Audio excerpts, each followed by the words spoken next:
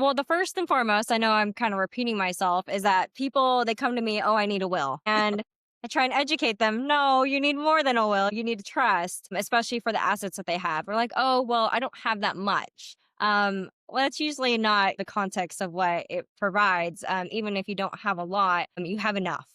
That would warrant that person for needing a trust in order to avoid probate, in order to make sure everything is distributed property. Sure.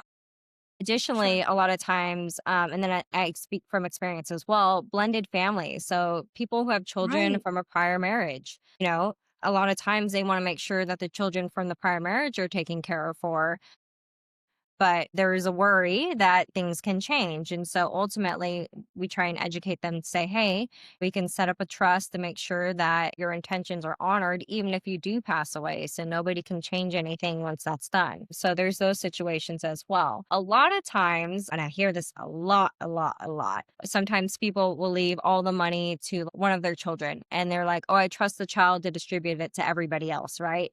And then I'm like, oh, no, no, no, no, no, no, no, no. Like, that's their Bad version of move. trying to. Yes, Yeah. and I'm like, "Oh, no, that's like a recipe for chaos and mayhem," and I've seen it so often that, Wow. siblings get upset because they didn't get their share and they end up suing, and then it My. tears the family apart. Unfortunately, I've seen so many different scenarios where people have either tried to avoid or maybe they just didn't know, setting up a proper estate plan, whether it's like, so someone will have life insurance. And again, the scenario like I presented, they'll leave it all to one of the kids and they'll hope that they'll distribute it to the rest of them. I've seen that not work out many times because the only person who's legally entitled to the money is a person that's named.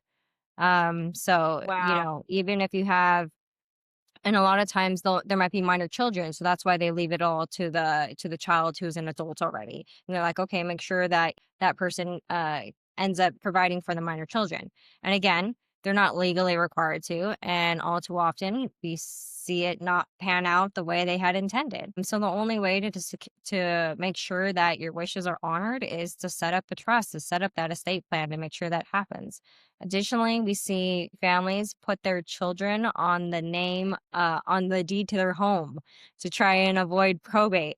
And that is the most expensive mistake you can ever make.